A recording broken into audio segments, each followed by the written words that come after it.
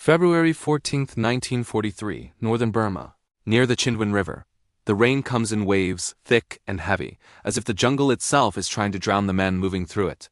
Each droplet hits the leaves like a drumbeat. The air smells of rot and sweat, and every breath feels like inhaling through a wet cloth. Major Mike Calvert wipes the condensation from his binoculars. He can barely see 10 yards ahead. Just walls of bamboo and creeping vines. His men move in single file, bent under packs that feel twice their weight, the barrels of their Lee Enfields wrapped in oilcloth. Behind them, mules snort and stumble in the mud, their hooves sucked deep into the swampy earth. Somewhere ahead, a Japanese patrol might be waiting. Or not. In the jungle, you never really know. These are the Chindits minus 3,000 men under Brigadier Ord Wingate, a British officer with piercing eyes and a mind that refuses convention. His idea is bold, some say mad. To send troops deep behind Japanese lines, to strike not at their armies, but at their very nerves, their supply depots, communication routes, and confidence. To do that, Wingate's men must become ghosts, living off airdropped supplies, guided by compass and stars through a land where roads are few and disease is everywhere. Their mission: to disrupt the Japanese hold on Burma, to prepare the ground for an Allied return. But now, as the Chindits slog forward through knee-deep muck, they are not thinking about grand strategies. They think about their feet, raw from leeches. They think about the constant buzzing of mosquitoes around their ears. They think about the endless sound of rain. Calvert raises his hand and the column halts. Silence, except for the patter of water on leaves. He hears something, a faint metallic click, maybe 20 yards ahead. He motions for his men to spread out. The scouts crawl forward on their bellies, faces smeared with green mud. Then, a single shot cracks through the jungle. Then another. Chaos erupts, rifles snap from unseen positions. The Japanese, dug into camouflage pits, open fire. Bullets rip through the undergrowth, leaves exploding like green shrapnel. The Chindits hit the dirt, returning fire blindly into the shadows. Calvert shouts over the din. "Flank left! Keep low!" His voice cuts through the noise. Grenades go off, sending bark and smoke into the air. The mules scream. One falls, a pack of ammunition spilling into the mud. A man crawls to recover it, but a burst of fire pins him down. The firefight lasts minutes, maybe 20, maybe 3. Time bends in the jungle. Then, as suddenly as it began, the shooting stops. The Japanese melt away, vanishing into the trees. The silence returns, heavier than before. Calvert walks among his men. 2 are dead, 5 wounded. The corpses are already crawling with ants.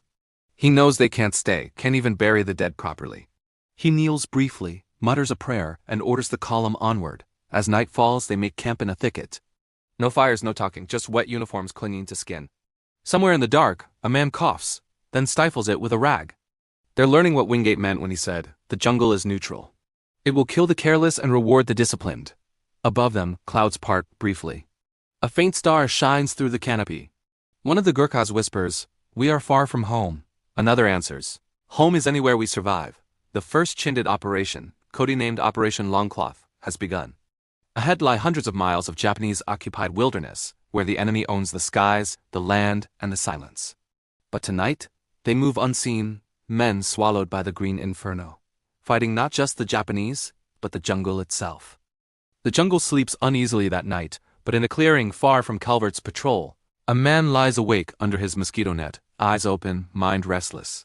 Brigadier Ord Charles Wingate, bearded, gaunt, and feverish from malaria, studies a rough map spread across his knees. He traces invisible lines through the thick of Burma's northern hills, routes that don't exist yet, paths his men will carve with machetes and willpower.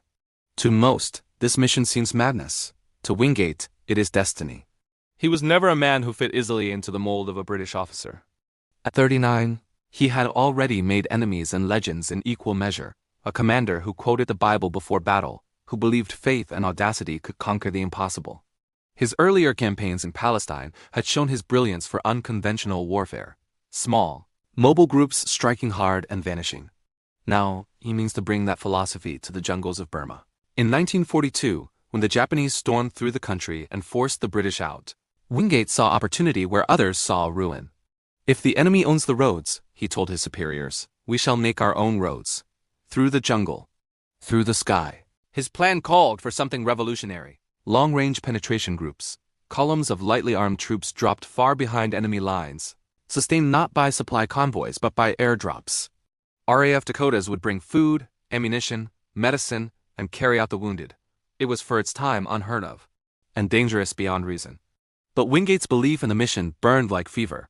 He assembled volunteers from across the British Indian Army, Gurkhas from Nepal, men from the Royal Berkshire Regiment, the King's Liverpool, the Burma Rifles, and countless Indian soldiers who barely spoke English but understood courage.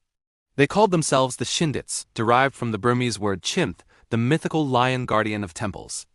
Their training began in the stifling plains of central India, where Wingate drilled them not just in combat, but in self-reliance. They learned to live without roads, without tents, sometimes without sleep. They navigated by compass, waded through rivers chest deep, and practiced building airstrips in the wilderness. Each man carried his world on his back: rifle, rations, machete, water bottle, and malaria pills, though most would soon stop taking them, tired of the bitter taste. Calvert, Wingate's trusted subordinate, once recalled, he was half prophet, half general. He didn't lead from comfort, he led from conviction. By January 1943, the men were ready. Wingate divided his 3,000-strong force into 7 columns, each to slip across the Chindwin River under cover of darkness. The Japanese held the roads and the skies. The Chindits would own what lay between. They crossed in silence, paddling through the river on rafts built from oil drums and bamboo. Each crossing took hours, every sound risked exposure. Once ashore, they melted into the jungle, the dark swallowing them whole.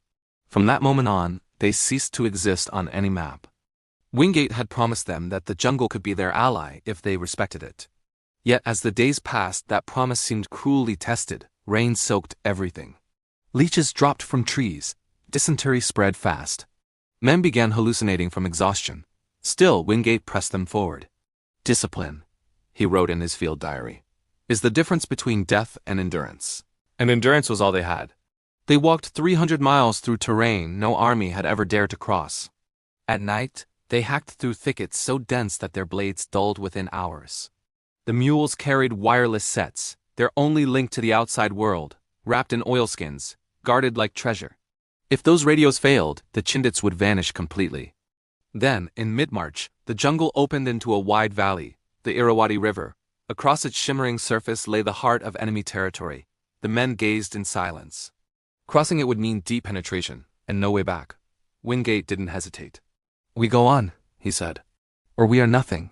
And so, the forgotten army pushed deeper into the land of their enemy, a force of ghosts moving under the canopy, trusting the jungle to hide them and the sky to feed them.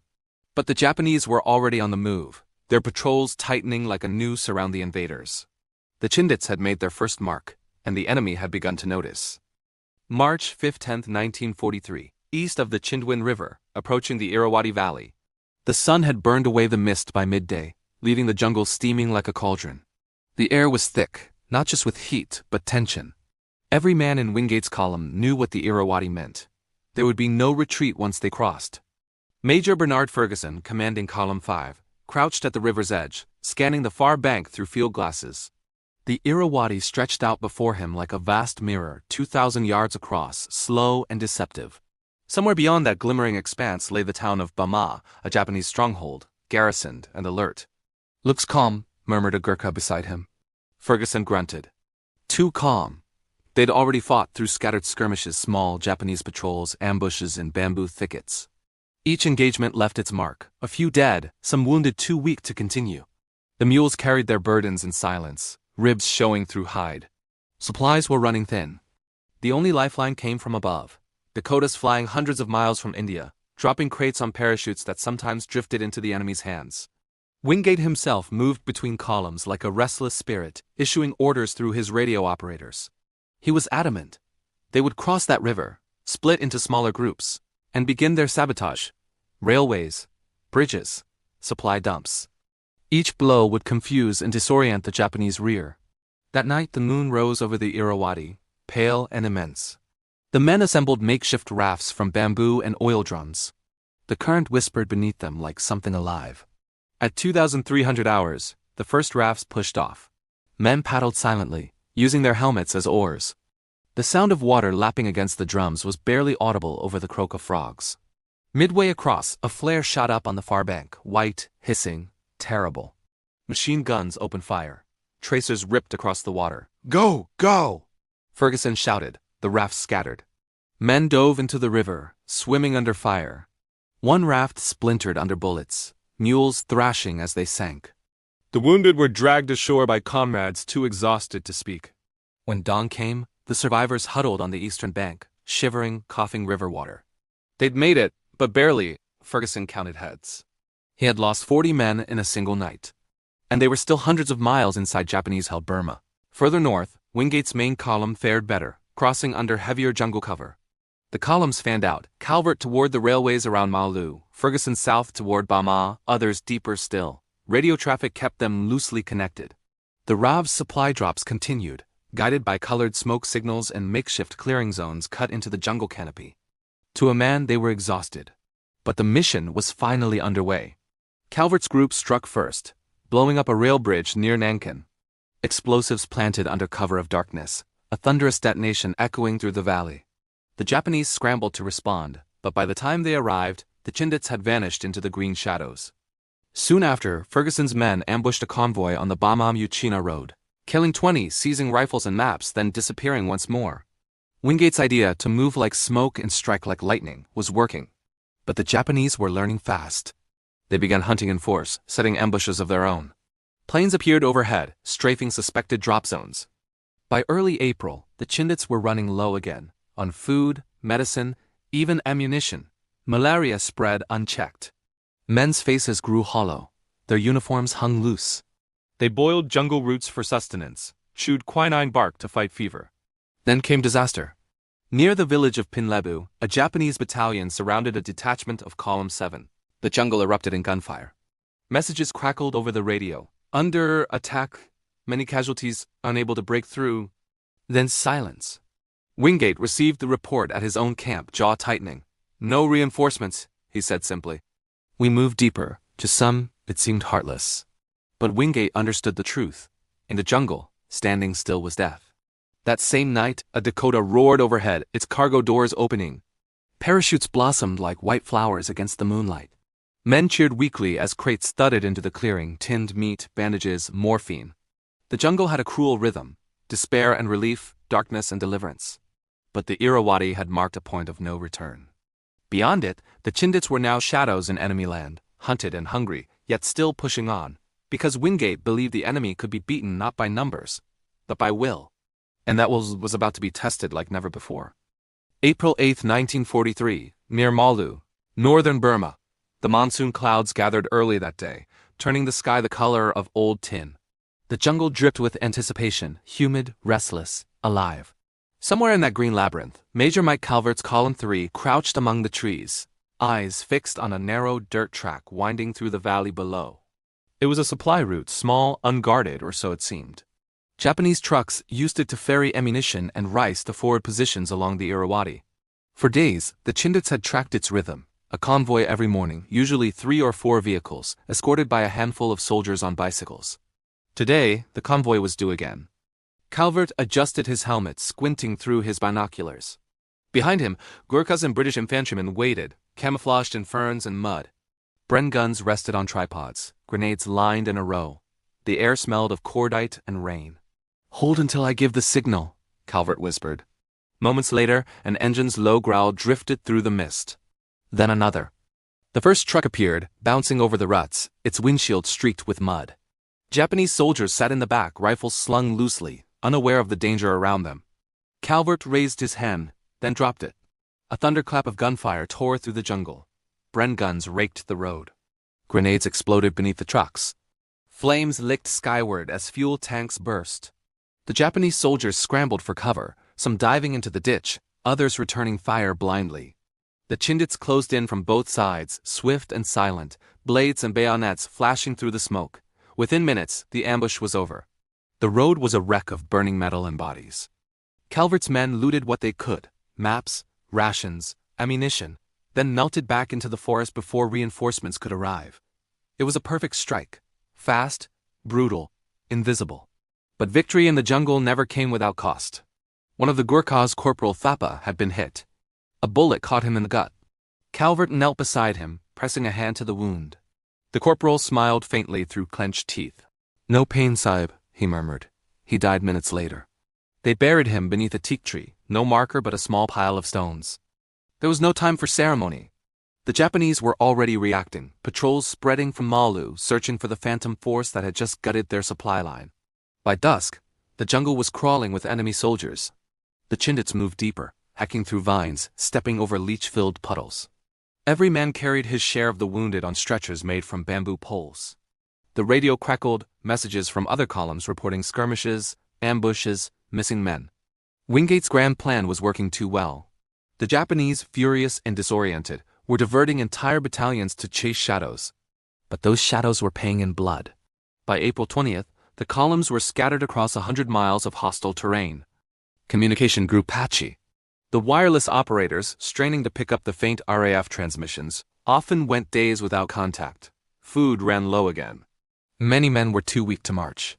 The monsoon rains returned, relentless sheets of water that drowned fires, flooded camps, and turned every footstep into a struggle. Calvert wrote in his field diary, "We are learning that courage is not the absence of fear, it is the will to keep walking when your body is finished." Wingate, meanwhile, pressed on toward the village of Makwa. He believed the Chindits could still achieve one decisive blow before retreating. The men followed, though most could barely stand. Then came the Japanese counterattack.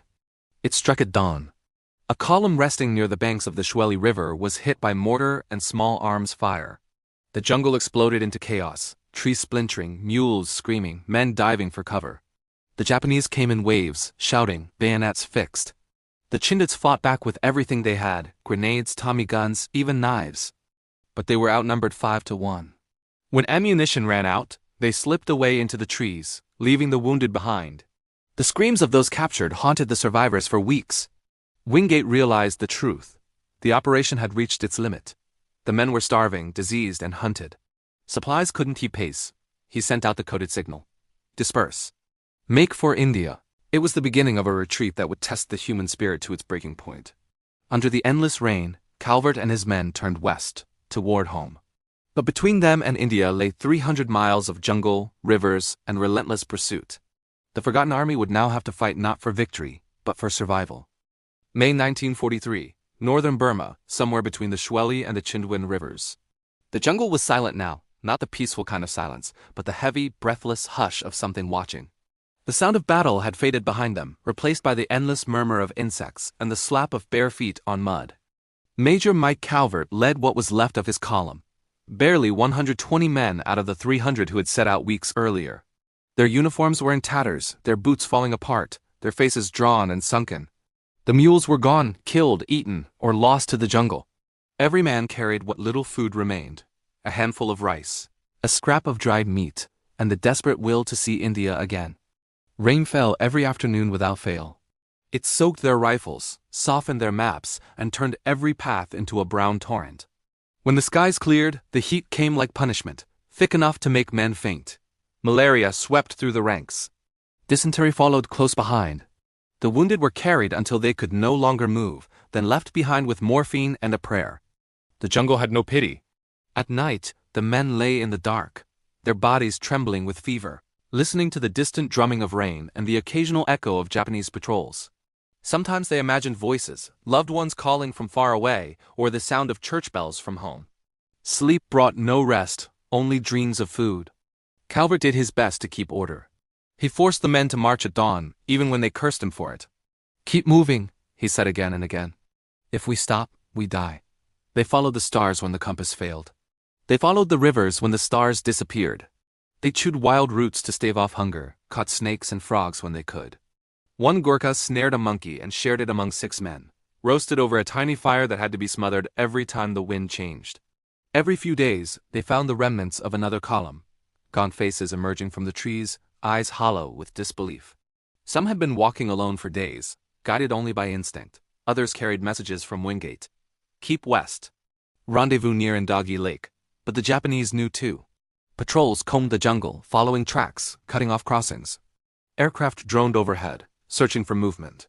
Once, a formation of Ki-43 Oscars strafed a clearing where a group of wounded were waiting for evacuation. When the planes left, Nothing remained but shredded parachutes and silence. By mid-May, Calvert's group reached the Shuili River. It was in flood, wide, brown, and furious. Men stared at it in disbelief. "We'll never cross," someone muttered. But Calvert wouldn't hear it. "We didn't come this far to drown," he said. They cut bamboo, tied logs, and built rafts. The current tore half of them apart before they were even launched. One raft overturned midstream, spilling 6 men into the water. Only 2 were seen again. The rest were swept away, their rifles and helmets bobbing briefly before the river swallowed them. Those who made it across collapsed on the western bank, too tired to stand. Some wept openly, not from grief but from exhaustion so deep it broke them. For days they trudged westward, deeper into the hills. Then, one morning, a sound broke through the jungle that none of them expected, the low hum of an aircraft. A British Dakota appeared above the trees, circling. Calvert's radio operator, barely conscious, keyed out the call sign on his weak transmitter. The plane dipped its wings in acknowledgement. A few hours later, parachutes blossomed overhead, supplies, medicine, even letters from home. For the first time in weeks, the men smiled. They boiled tea with condensed milk. They washed their wounds. For a brief moment, the war seemed distant again. But Wingate's dispersed forces were still scattered across the jungle, some more than 100 miles apart. Many never made it back, some were captured. Others vanished without trace, claimed by rivers, fever, or silence. When Calvert finally stumbled into British lines near Impol, he had lost half his men. Their bodies were skeletons draped in khaki. Yet their eyes burned with something fierce and unbroken. Wingate arrived days later, thin as a ghost, his beard ragged, his uniform torn. He walked straight into headquarters and said only, "We proved it can be done." And in a way he was right. Operation Longcloth had cost hundreds of lives, but it had also proved that air supply in the jungle was possible, that the Japanese rear could be reached, and that even in the green hell of Burma discipline and war could make ghosts into soldiers. But Wingate wasn't finished. While his men rested and buried their dead, he was already planning something far bigger, a second expedition, larger, bolder, and more dangerous than before. The forgotten army would return to the jungle. In the months that followed, the Burmese jungle became a deadly labyrinth.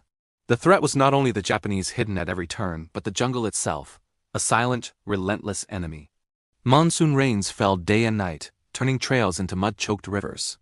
Leeches clung to every exposed leg, mosquitoes buzzed like smoke, and malaria struck down hundreds each week. A Chindit soldier wrote in his diary, "None of us even know what day it is. Food rots in our packs. Water is gone. Yet we must keep moving, for to turn back is to die."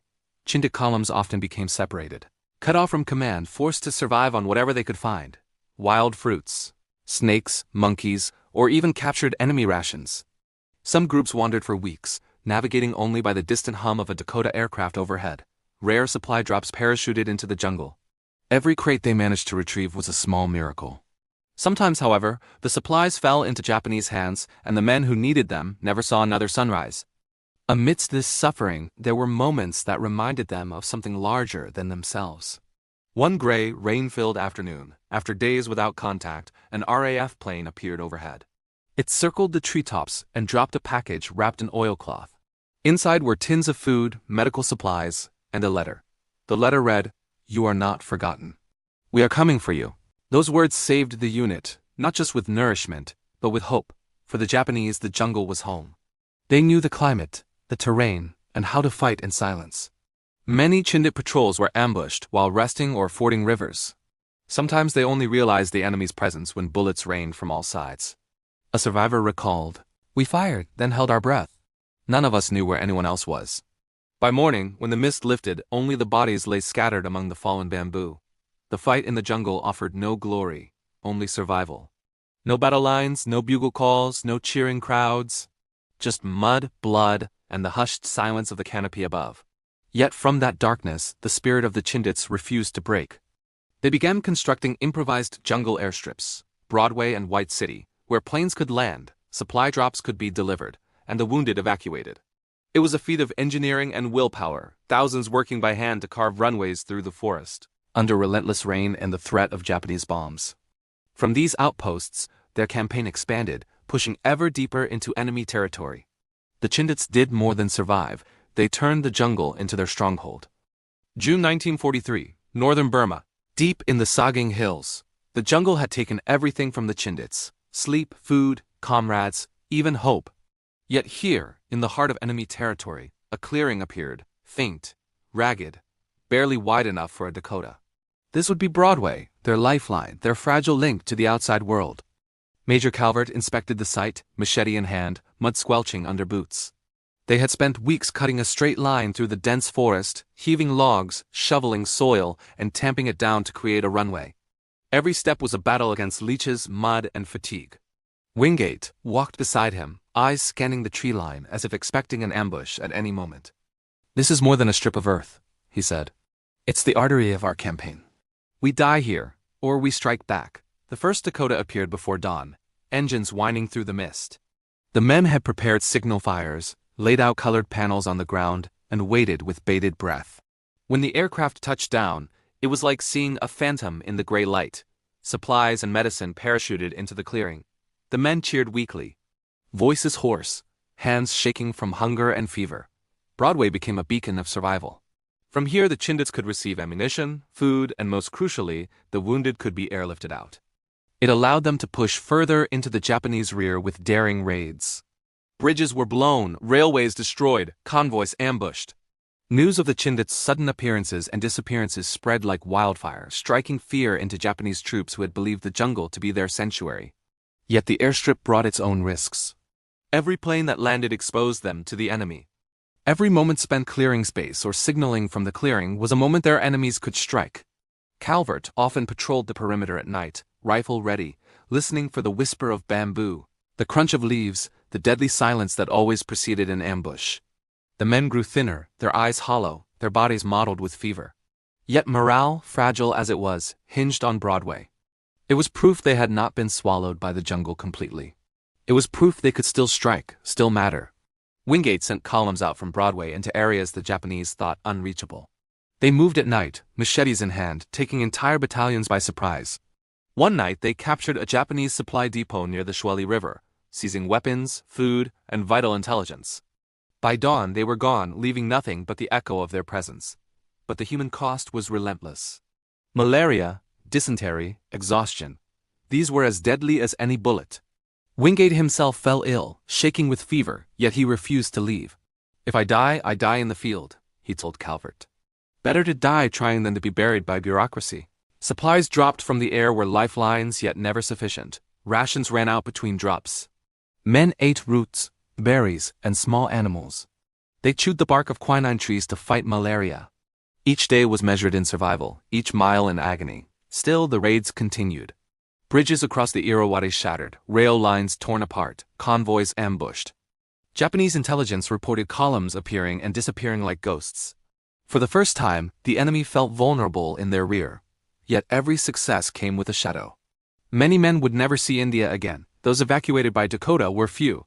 Many others were left behind, unable to move, fading quietly into the jungle. Letters sent back home often never arrived. And in the heart of this green inferno, Broadway remained, a miracle of willpower, a testament to human endurance, a thin line of hope against the endless darkness. February 1944, Chindwin River, northern Burma. The men who survived the first operation had barely returned to India when Wingate began planning the next, Operation Thursday. Unlike the first expedition, this was massive, audacious, and far more perilous. Over 9,000 men would be airlifted into the Burmese jungle, carried in gliders and supplied entirely by air. Wingate wanted not just raids, but to hold territory, disrupt Japanese communications, and prepare the ground for the eventual Allied advance. Major Calvert was called back into action, older now, leaner, his body scarred by malaria and leech bites. He looked at the men under his command, young Indian soldiers, Gurkhas, and British infantry, all hardened, wary but determined. Some were veterans of the first expedition. Some had never seen Burma before. The training was brutal. Wingate pushed them to the limit, simulating jungle warfare with live ammunition, practicing night movements, silent attacks, and rapid evacuations. Gliders were introduced, thin, fragile, death traps that would carry men and light equipment deep into enemy territory. The roar of their engines in the training field sent shivers down spines. One crash killed 2 officers. The rest pressed on, driven by a mixture of fear and faith. On February 5, 1944, the first wave of gliders lifted from India, carrying men into uncharted territory near the Hakong Valley. The dense jungle swallowed them as they landed with bone-jarring impact. The airstrips had to be carved quickly, under threat of discovery, and the Dakotas began their perilous dance of supplies, dropping tons of food, ammunition, and medical aid from skies teeming with Japanese fighters. The Chindits moved out in columns, cutting through the undergrowth, assaulting rail lines, bridges, and enemy depots. In some areas, Japanese forces were caught completely off guard. In others, they fought fiercely, intent on annihilating the intruders. The jungle echoed with the crack of rifles, the whistle of mortar, and the silent screams of the wounded. Wingate's vision was audacious, small groups moving behind enemy lines to paralyze the Japanese rear.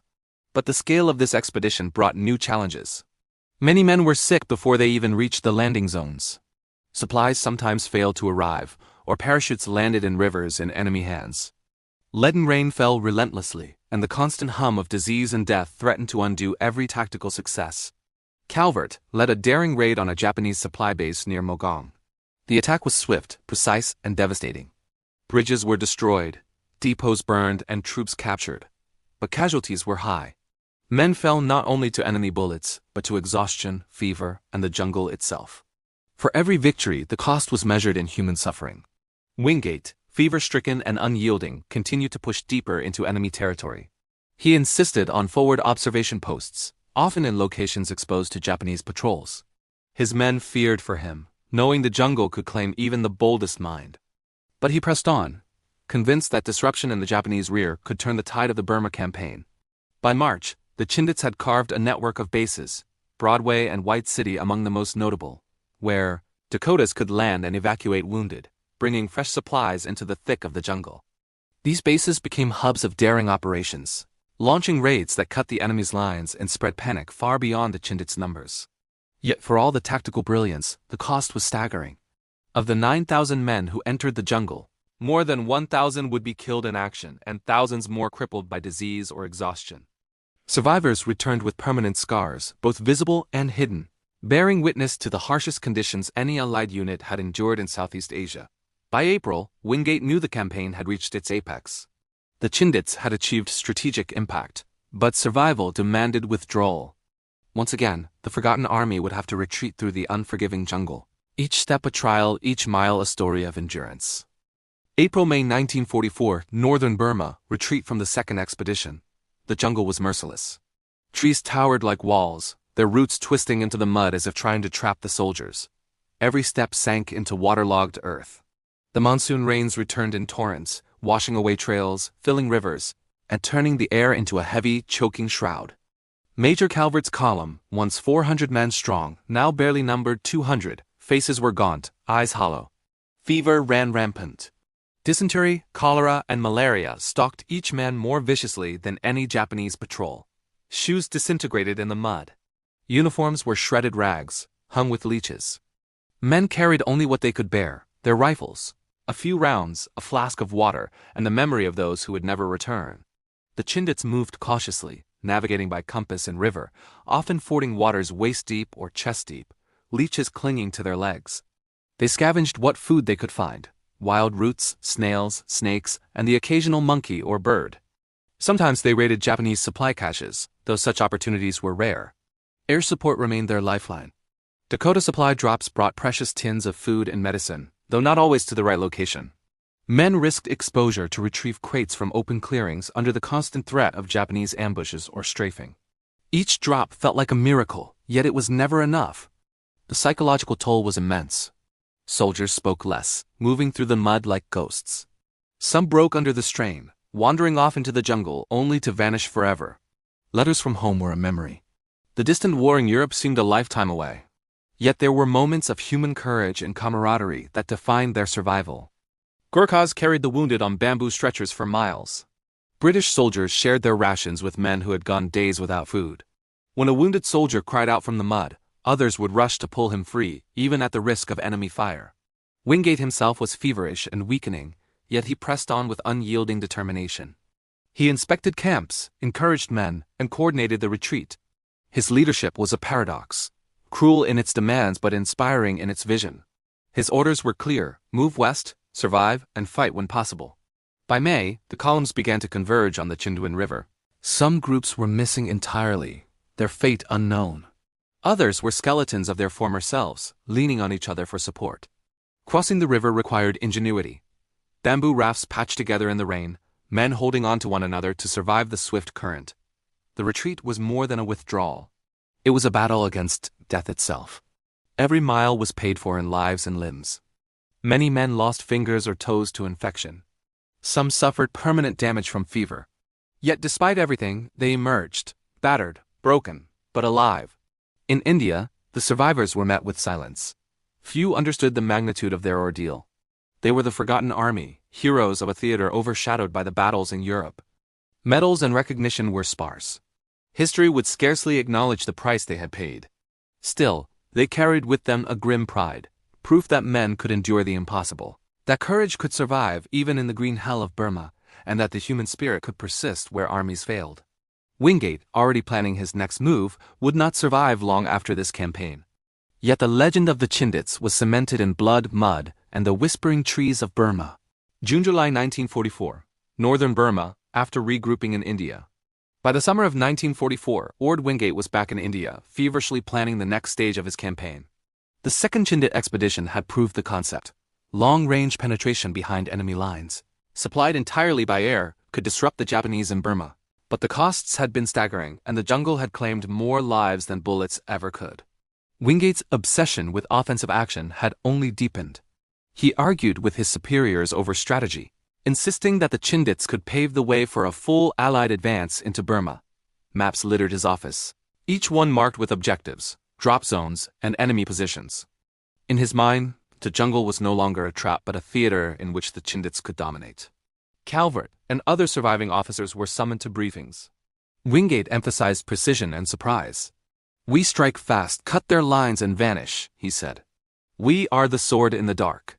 His men listened, their faces etched with fatigue and weariness. Many were skeptical, haunted by the memories of flooded rivers, endless fever, and the friends who would never march again.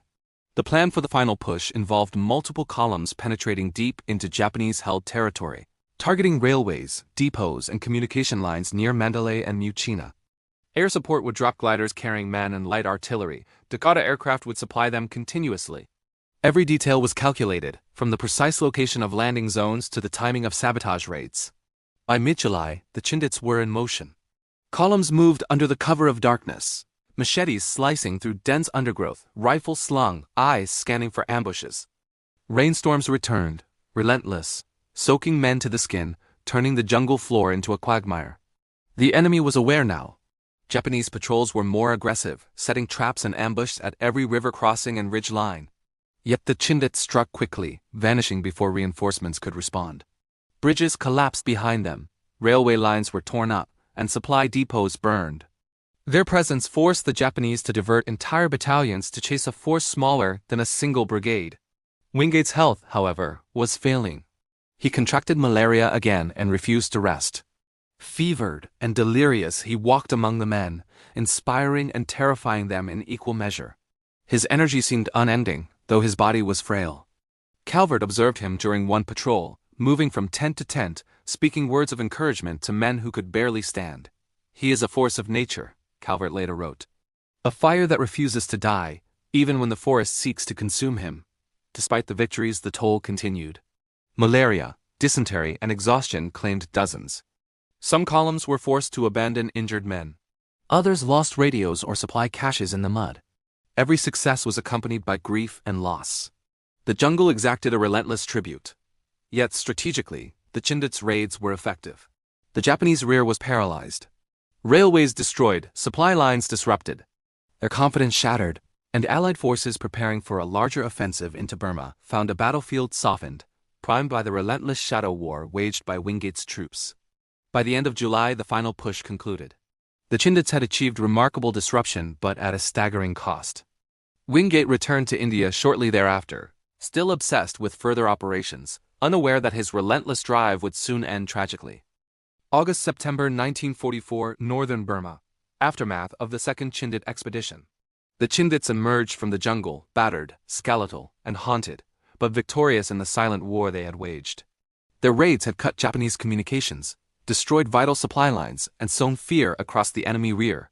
Strategically, they had softened the terrain for the advancing 14th Army under General Slim, aiding the eventual Allied reconquest of northern Burma. Yet victory came at an incomprehensible human cost. Of the 9,000 men who had entered the jungle during Operation Thursday, fewer than 4,500 returned. Many of the survivors bore permanent scars, limbs amputated, faces ravaged by disease, minds haunted by the horrors they had endured. Letters home often went unsent. Medals and recognition trickled in slowly, overshadowed by the European theaters of war. Wingate himself was gone. In March 1944, a plane carrying him and his staff crashed in Palestine. The jungle had already claimed the fruit of his obsession, but now the architect of the Chindit expeditions was gone. His vision, however, lived on in the courage and discipline of the men who had followed him into the green hell of Burma. Major Calvert, standing beside a hastily dug grave for another fallen comrade, reflected on the campaign. "We were ghosts," he later wrote, "moving through the jungle, surviving when the earth itself seemed determined to destroy us. Every mile, every step cost us friends. Yet somehow we lived." The survivors told their stories in fragments. One man recalled carrying a wounded Gurkha for 3 days across swollen rivers, surviving only on rainwater and wild roots. Another spoke of huddling in a ditch while Japanese patrols searched within yards, hearing only the rain and the beat of his own heart. Yet another remembered the first sight of a Dakota overhead, parachutes blooming in the mist, a moment of hope so bright it almost seemed holy. The jungle had forged the Chindits into a legend of endurance. They had shown that even in the most hostile terrain, with minimal supplies and under relentless pursuit, small, disciplined forces could strike deeply and vanish, leaving chaos in their wake.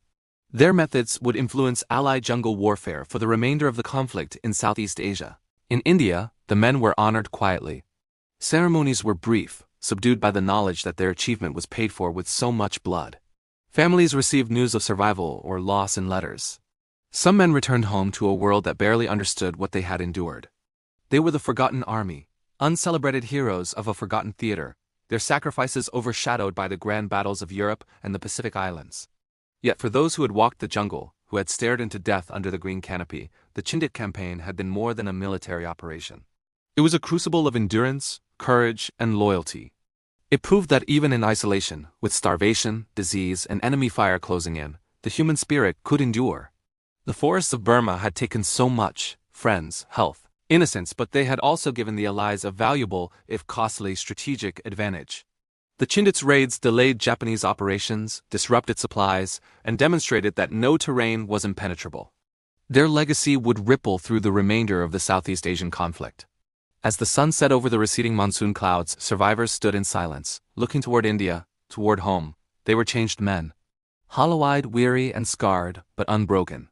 They had survived the jungle that had claimed so many, and in doing so, had carved their names into history, even if the world would forget them for decades.